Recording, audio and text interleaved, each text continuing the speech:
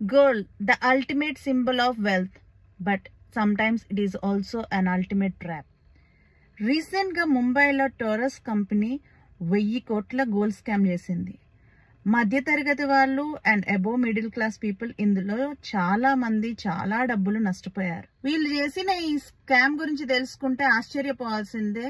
సినిమాని మించిన ట్విస్ట్లు ఈ స్కామ్ లో ఉన్నాయి. 2 years బ్యాక్ ఈ కంపెనీ స్టార్ట్ చేసి కస్టమర్స్ ని అట్రాక్ట్ చేసుకోవడం కోసం బంపర్ ఆఫర్స్ పెట్టారు. 10 lakhs పెట్టి ఒక డైమండ్ వస్తువు కొనుక్కుంటే అందులో 6% ఇన్కమ్ ఏదైతే ఉందో అది ప్రతి నెల మళ్ళీ మన అకౌంట్ లో వేస్తారు. 1 lakh పెట్టి మొజనైట్ ఆర్నమెంట్ తీసుకుంటే ఎవ్రీ మంత్ 4% మన అకౌంట్ లో డబ్బులు పడతాయి.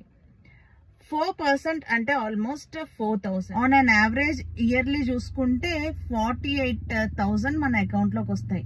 అరే ఇదేదో బాగుంది కదా, 1 lakh పెట్టి ఆర్నమెంట్ కొనుక్కుంటే అది మన ఇంట్లో ఉంటుంది.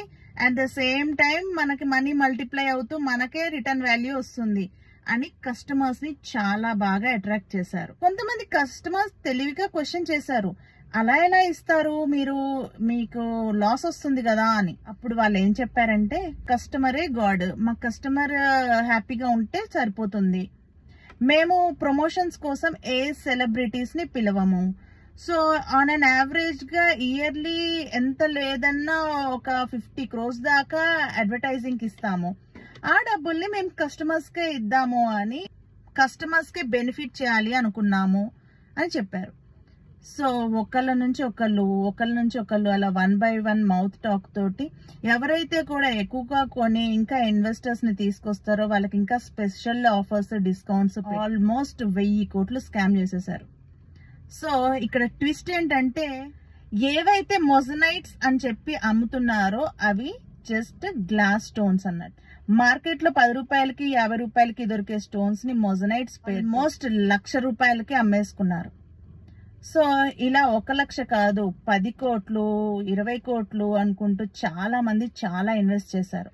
మార్కెట్ లో ఇప్పుడు స్టోన్ జ్యువెలరీ బాగా ట్రెండింగ్ గా నడుస్తుంది.